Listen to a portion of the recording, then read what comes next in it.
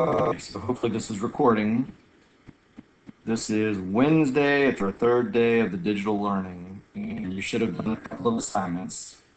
I'm going to give you some quick information about system of equations. Again, you should have done some research already on this. You should have answered some questions. I will say you may want to go back after this video and make sure you feel like you completely answered all of the questions. As I mentioned in one of the posts, I am going to be more strict on the grading for classwork. I saw a lot of very short answers, not even complete sentences. That is not going to cut it.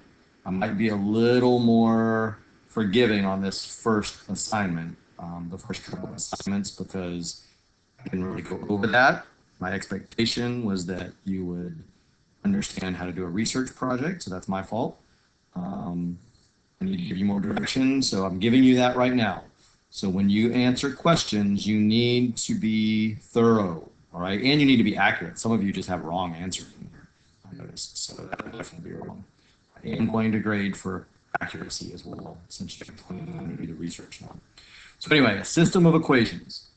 So let me cover this up real quick. We talked about this first semester. I don't know if any of you remembered. If you don't, we kind of broke it up into the different words. And we said, well, let's think about what the two words mean, really, that are in the title, system of equations. So we have the word system. And a system is just a group of different individual components that make up one thing. So we gave some examples, and one example is one you're all familiar with, PlayStation. It's even called a PlayStation system. Any of the gaming systems are called gaming systems. It's because there's a bunch of different stuff that makes up all of it. So you have controllers, you have the console, you kind of sort of have the screen, I guess, even though you use a TV, but mainly you have the controller and the console, and that makes up this one unit that you use all together. They're really not any good with just the individual controllers or with just the individual console. So a system is a group of things that really make up one unit. It has to be used together. So I think pretty clear then on equations, you guys know what equations are. It deals with variables. There are also going to be numbers in there, but it's something that we use to represent the solution set or the answers to a problem. There are multiple answers to a single problem, but we can represent all of those answers by using variables in an equation. So for example, I'm just going to give you a quick one. When we were talking about linear equations, or all kind of linear equations, and we said, all right, well, in a linear equation, I may want to describe how fast somebody reads. And I may want to say, okay, well, they are reading a book, and in that book, they have read, we'll say, 25 pages. So they've read 25 pages already. I'm going to go pretty fast during these videos. You can always pause them and go back and do that kind of stuff. So if they've already read 25 pages, and let's say they read at an average rate of 15 pages per day. So they read at an average rate of 15 pages per day. So that last word is day. I'm not going to write too much of it since I'm saying it. We could represent their total number of pages, and remember y is the variable that typically represents the total of something. I will make available that poster that's up in the room somehow. I'm not sure where, if that'll be in Teams or in Focus, or you can maybe I'll put a picture up and you can save it off to your phone or take a picture of it with your phone, whatever you need to do. So y is the total of everything. So that would be the total number of pages that that person has read so far. They read at 15 pages per day, so we know that is our rate of change because it says the word per in there. So we said that was always our key for the rate of change. So 15 is the rate of change. Well, our variable x would be in there as well. And then our starting point is 25 because they've already read 25 pages. So y is the total number of pages. So y is the total, I'm just going to say total pages read.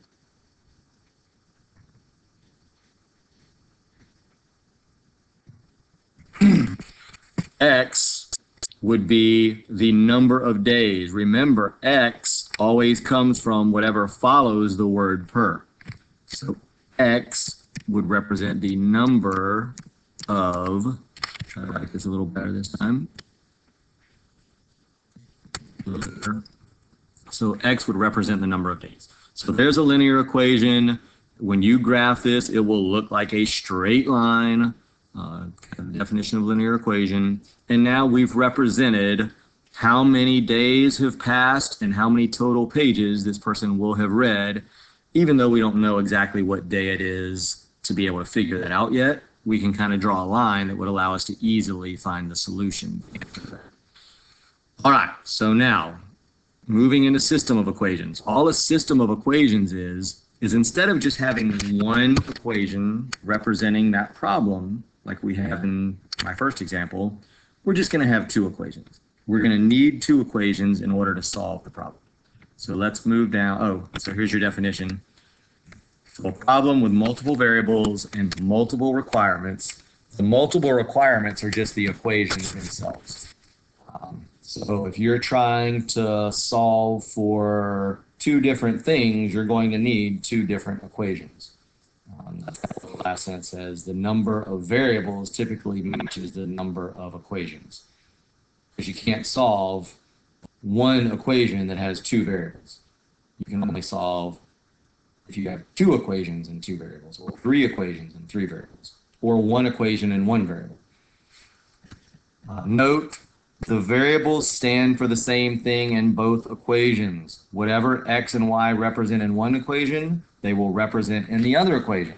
They will also have the same answer in both equations. That's how you solve a system of equations, is you're looking for the x and y values that make both equations true.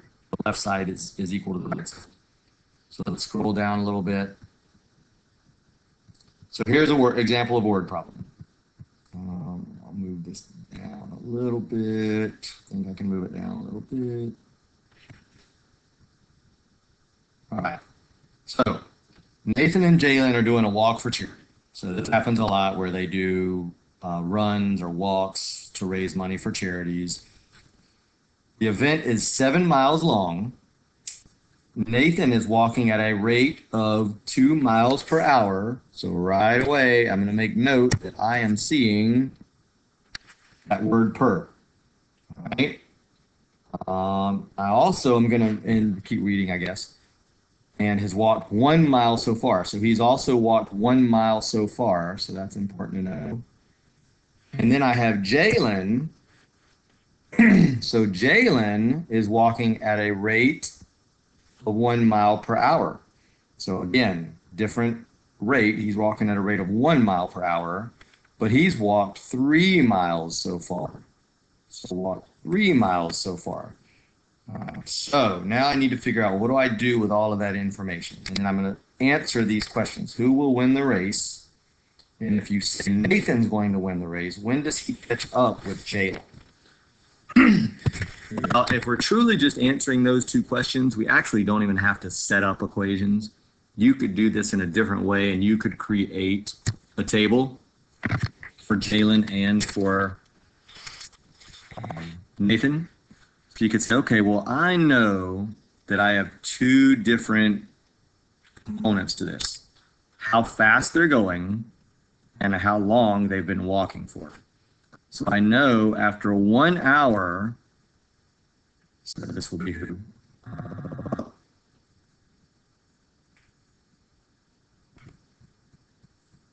I'm sorry. I know Jalen has gone 1 mile. I don't actually know the time frame. So the time frame is a mystery on how long they've already been walking. So I don't know that. But I know that Nathan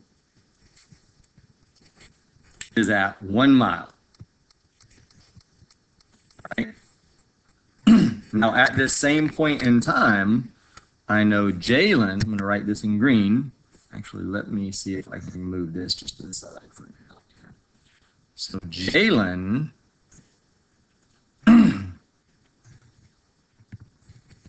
at this point in time that we're starting has gone 3 miles.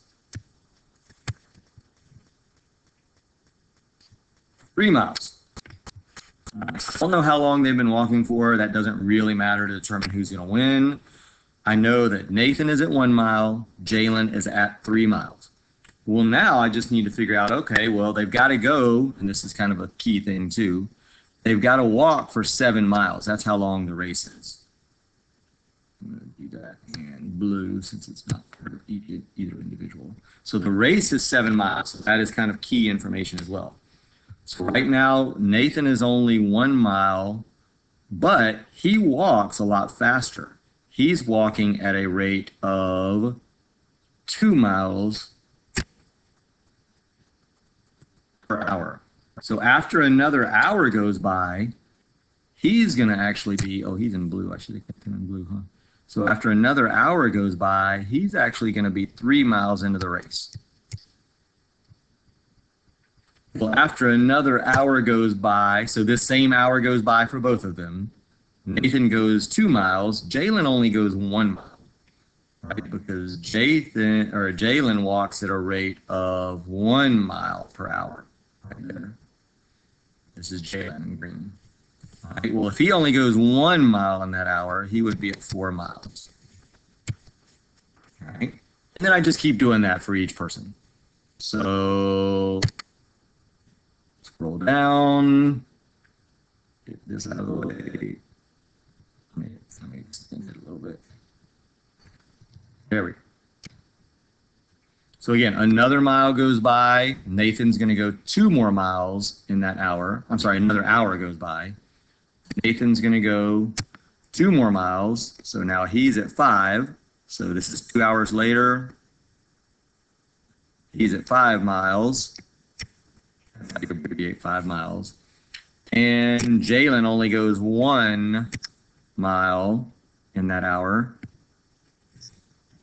So he's also at 5 miles. So this is where they catch each other, or I should say where Nathan catches Jalen, which was one of the questions, I think. If you said Nathan will win, when does he catch up with Jalen? So he catches up with Jalen after 2 hours or at 5 miles. So now if I keep going, in 1 more hour, Nathan is going to go 2 miles. So he's actually at the finish. He's at 7 miles. And Jalen is at 6 miles. So he still has a mile to go. So we could do that just logically thinking it out. Well, sometimes that's all you're going to have to do on an FSA type test. Sometimes you're going to have to actually put some equations in there, depending on how I ask the question. So now let's go down and let's see how this would work with equations. So I'm going to get rid of all of that. You can always rewind it if you need to get back to it. So let's erase all of this stuff that we just did. Remember, the key to that problem was the part about knowing that the race was 7 miles long also. You have to remember that kind of information as well is important. All right, so now we have this information that I've kind of already done. There we go. So we are going to set up in this problem 2 equations for each individual. Since we have that rate of change, that word per, we know it's a linear equation for both of them. Let's bring this back over now. So in green, I'm going to create a line for Jalen. So Jalen has already walked 3 miles. So the 3 miles is the starting point. That's where the 3 miles is. That's our starting number. He's walking at a rate of 1 mile per hour. So technically there's kind of a 1 right there. So I have everything I need in order to be able to graph this line. So my starting point is the 3. So that's my y-intercept. Remember that. And then I'm going to create a line, and that line using my rise over my run. So again, using this number, I need to create a rise and a run. So I'm going to rise. I'll do it over here. Rise over run. I make it into a fraction, which just means I put it over the number 1. So from this 3 on the y-intercept, I go to the right 1 because they're both positive numbers, and then I go up 1 right there. So that's my second point. I'm going to now use my line tool to draw this because it's a little trickier than doing it on a smartboard. So I'm going to draw a line through all of those to the best of my ability. Did a great job. So let's see if we can move that line and have it match up pretty well. That's not too shabby.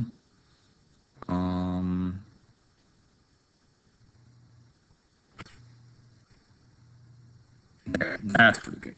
Good enough. So that's our line. Let's change it to green since that's representing Jalen and all his other stuff is in green.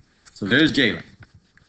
Now let's do, what was it, in red? Is that what we did, I think? So in red, I'm going to represent, red was Nathan. So Nathan had already gone 1 mile, so his starting point was only 1 mile. Oh no, it changed the other line to red. Son of a gun. So let's change that back to green. Get rid of that. I'm going to click off of that somehow. So now, let's go to red. And so Nathan had only walked 1 mile. So he's right there. Let's make that larger, I guess. Really hard to draw a good circle in here, so we'll just stick with that. He, however, is walking at 2 miles per hour. So that comes from this number right here. That's the 2 miles per hour. The 1 was the starting number. I'm just going to write start number. And that is my rate of change, or my M value. M stands for rate of change. So I need to now take, for Nathan, again, I do rise over run. His was a 2, so I put 2 over 1. So I need to go to the right 1 and then up 2 for Nathan.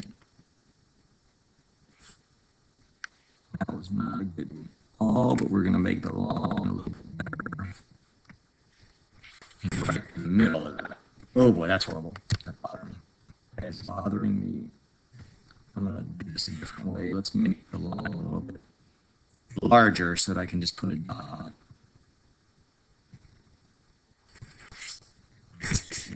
Either. Nope, that still didn't work. I'm getting closer though. Oh, go backwards. Why is it not deleting it? Go backwards. There. So the last one. Hopefully. No. Oh my goodness. All right, I'm going to fix it this way. There. Cheating, but there. So now I can draw my line in red. So let's change it. Hopefully this will work and change it to red. The line is in red. I'm going to make it a small. It did make it small. So I need to draw a line from here through those 2 points. And that's pretty good.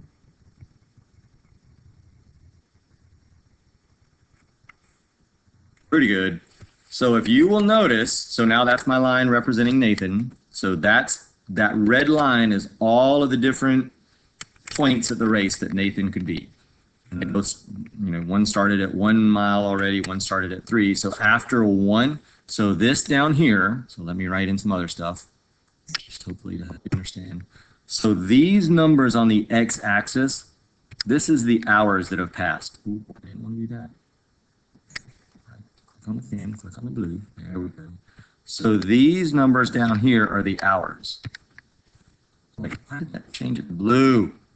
You don't want to do that. So it should be red. There. Now, let's go back to the pen. There. So these numbers are hours. So the 1, the 2, the 3, the 4, that's how many hours have passed. These numbers going up and down, this is how far they've gone. So in miles. So that's why we started them off at the numbers that they're at, 1 and 3. Because we know that Nathan had gone 1 mile at the point we started at in this problem, and we know Jalen had gone 3 miles. So that's how many miles they had gone. Then after 1 mile, we know Nathan was now at 3 miles. That's what this little red dot right here would represent. After 1 mile, Nathan went after 1 hour, which is down here on the x-axis, Nathan had gone 2 more miles, so now he was at 3 miles. After 1 hour, Jalen had only gone 1 more mile, so he started at 3, but he was at 4. So that would be Jalen right there. So that would be Nathan after 1 hour, and that would be Jalen after 1 hour. All right. So I'm going to get rid of both of those, and then we're going to say, well, what about after 2 hours? And this would match up. If you go back and you look at that little T-chart that we did, this would match up exactly with what we did in that. So after 2 hours, which is this one right here, well, we know after 2 hours, Nathan went 2 miles each hour, so he went another 4 miles. So if you'll notice, he went 5 miles. After 2 hours, he had gone another 4 miles, so he was at a total of 5. Well, you'll notice that Jalen, which is the green line, he started at 3. He went 2 more hours, which means he went 1 mile per hour, so he also is at 5 because he went 3 plus 2 to get to 5. So Nathan and Jalen would be at the same point. Again, if you look at the chart that we did, we saw that Nathan caught up at the 5 mile point or after 2 hours. So these lines are just representing both individuals. The point where they cross, this is key, so tune back in if you've tuned out. When you have a system of equations, the point where the 2 lines cross, if you're graphing it, that is the answer to the system of equations. So the answer for us is right here. It is, well, after 2 hours, so it said who will win the race, so I guess technically not the answer. It's the answer to the second question. He will catch up, Nathan will catch up with Jalen after 2 hours, because that's what's circled down here, that's where the lines are crossing after 2 hours, and at 5 total miles. That's how you read that graph. All right, so I'm not going to do more on that. We'll be doing graphing probably off and on for a while. So you can watch videos. There are tons of videos. If you just look up system of equations by graphing, you'll get a ton of videos. Some of the videos have all 3 of the types of ways to solve them in one video, so you can do that. I gave you a couple of examples. I need to show you one thing real quick, and then I'm going to wrap it up. It's a pretty long video. I mean for it to be, but it is 24 minutes long. So quickly, I'm going to show you this. So if we go into Clever, or if you go into Clever, you have the ability to get to an online book, and we're going to start using this some for lessons as well as probably for some of your quizzes and tests. So it looks like this. It says Pearson Easy Bridge, and it has a little bridge in orange. That's what that is, a bridge. You would open that up. I'm going to show you what it all looks like live. Not live, I guess technically, because you're going to be watching the recording. So you open that up, just click on it. You won't see all of these. These are just my favorites that I've got saved. So you open that up, you get to this page. This isn't showing up. Let me get rid of that. And then on this page, you won't see all of this either. You're trying to get to this thing right here. It's called Envision Florida. You should be able to see where my mouse is, but let me see if I can. I can't write on that. So here, look at where my mouse is. You see where it says Envision Florida Algebra 2020. That's what you want. I might be able to go back and circle that. I think edit this recording, I believe. If you accidentally click on this, Pearson realized, you can still then get to Envision Florida. So if you might also see this, if you remember this is what the cover of your book looked like in class. So Envision Florida Algebra 1, that's what you're trying to get to. So you click on that. Now, most of the time, you are already going to have assignments, so you won't have to do any of this. If you'll notice, though, there's in here is system of linear equations and inequalities, but we're not doing that part yet. So system of linear equations. This is what I'm going to start assigning. Some lessons in here. The first lesson you're going to see, and I should have to show you one main tool that you're going to have to know how to use, and it's a little tricky. Everything is slow. It looks like this. Hopefully I'm not crashing.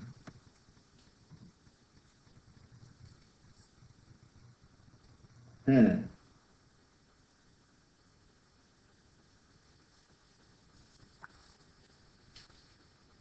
we go. Took a little while. So if you'll notice down here, again, maybe I'll edit this and circle it, but if you look where my little cursor is flashing, circling, solving systems by graphing. That's what we're going to be doing. So I need to show you how to use this one tool because it can be a little tricky. Let me see if I can do it here. So you're going to use all of this stuff. This is really just, actually, you don't use the tool in this, I don't think. Maybe on the next one you might. So if you notice, it gives you two equations. Oh, a thing that I didn't mention, the equations need to be set up with y all by itself. So if you'll notice, y is all by itself right here. I have a number times x and then just a number. This is our y equals mx plus b form. That's when we graph stuff. If it's not in that format, you're probably going to want to use a different way to solve it. Your second assignment asked you which would be the easiest ways to solve some different systems of equations. If it looks like this, graphing would be probably the easiest way. Not always, but that's the general thing you're going to start with. Sometimes you don't get an exact answer, and we'll go over that at another time. So once you try to graph this, you are going to need to have your own graph paper. Obviously, I can't supply it to you now. You can just pull up graph paper, by the way, on the internet if you don't have any at home, and then print it out. You just type in graph paper, and you can download a PDF of graph paper and then print it out. Shouldn't need a ton of it. I don't think most of what you'll do is online. So you can even, once you've done it, you can look at the solution, or it tells you how to do it. Step 1, you graph each individual line. So you see they did one line in red, one line in blue, just like we did on that last problem. Next, you see that the lines intersect at -4, 4. That means that is the solution. X is -4, Y is +4. The reason it's the solution is because all of the points on the orange line are solutions for the orange line. All of the points on the blue line are solutions for the blue line. Well, the only point that is on both lines is where they cross. That point right there is obviously on the orange line because it's going that way, and it's on the blue line, so it's going that way. So that's the only point that is a solution for both lines. It is a point on both lines. And that's what our solutions mean, is that they are on the line. So it even says that in this next piece, I think. -4, 4 is a solution of both equations. To prove that, you could plug -4, 4 back into both of these equations, and you should get the correct answer. I can't do it because I can't write on this screen here. I don't believe, I thought they did that, to tell you the truth, but I guess they don't do it here. So you could try that if you really wanted to. If you plug in -4 as x and 4 as y, and you plug it into both equations, you will see that the left side will equal the right side in both equations. So anyway, that is not your tool that I wanted you to use, unfortunately. How do I do? Here, maybe this is the one where you try it. I'm trying to find the tool that I want to show you. Use a graph. Boy, they don't give it here. All right, so here they're just showing you, and you'll just click through some of these as examples and see what they're doing to help you when you actually do the problems. You can always come back to these.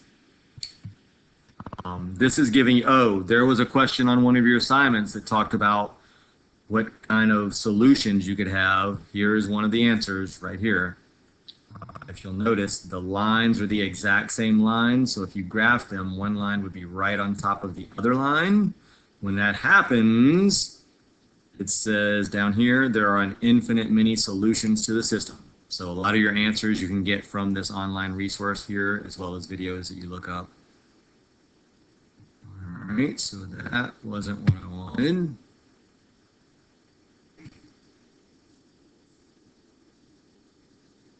They're not giving us the graphing tool. They're just having you do it, I guess, manually. So there they gave you two. Now this one would be a hard one to graph. I wouldn't tell you to graph this one, frankly, because you don't have y all by itself. So I'm going to skip that one. Same thing there. We're going to solve that one a different way. I wouldn't tell you to graph that one. So we're eventually going to get to where you need to be able to write a system of equations from a word problem. Same thing I just did in the example. We're not going to do that right now, though. Just trying to find that tool. I know it.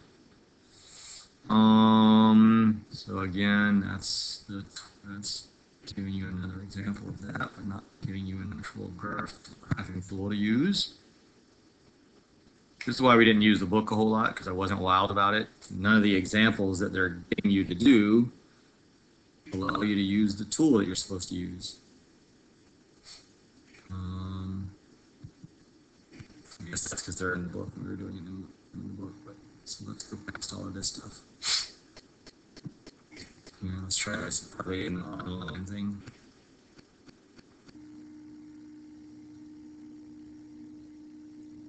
Use the graph to the right. So that is not exactly what we want. Closer. Yeah, but do you know how? I know I saw it in here somewhere. Here we go. This is what I wanted to show you. So when you go to graph something, so let's say we're trying to point, and I'm not going to worry about these equations over here. That's not what I'm trying to show you. If you need to put one of these points exactly on the corner of two squares, so let's say, and you're just going to have to write this down because I can't write on the screen. Let's say I wanted to put this point right here where my cursor is. I want to make that a point on 3, 2. So my x value is 3, so here's my x value of 3. My y value is 2, so I want to put it right here. So you think, all right, well, I'll just drag it up there and put it right there. Problem is, it's not always so easy. So that's close, but if you click on it and it tells you where it is, you see it's not actually on 3, 2. And it can get to be a real pain in the you-know-what to drag it around and get it on 3, 2. So here's what I figured out the best way to do it. If I want to put that on 3, 2, if I try to continually drag it around, I mean, you can do this if you want. So I would need to go a little bit down and a little bit to the right. Oh, but see, I got 2, but now I jumped over the 3. Well, now I need to go a little up. Now I changed the 2. So it gets, oh, there we go, close, close, close, closer. It's a pain in the butt. So if you see what I mean, it's a huge pain in the butt to do. So here's what you do. Just get it close first of all. and then if you zoom in, so double click, not right on the, you can't double click on the point because then it just gives you the coordinate of the point. So you have to double click just to the side of it. Zoom way, way in. So I want it to be on this point right here still. 3, 2 is my point. So now, if I drag that point, so I clicked on it to get the little thing up. Go up, there. Now it's not too bad to do that. The more you zoom in, the easier it gets to do that. You just drag the screen by clicking and holding the cursor and then moving the screen around wherever you want to go. Again, if I zoomed in, I don't know how you, apparently you can keep zooming in quite a bit. So now if I tried to do it, so let's say it was not on there. So again, click on the dot. It'll give you the location of that point. I want it to be exactly on 3, 2. So I click and hold. And I go to 3, 2. You see, it's still a little tricky. If you have issues with this, don't get frustrated. Do your best. There's 3. Still tricky. Finally, 3, 2. If it is not exactly on 3, 2, or whatever it's supposed to be on when you're trying to create these lines, these graphed lines, it will mark it as wrong. So when you go to check your answer, it will say it's wrong. Just look at it though and see if you had the general idea of it. As long as it looks pretty similar and you maybe just were off by 1/100th or something, that's fine. I will still look at that when I grade it. But that's how you can get it perfect if you want to zoom way in. Sorry the video was so long. Watch it in different pieces. Break it up into 10, 15-minute intervals, whatever you need to do. There'll be assignment up later today for using this online book, by the way.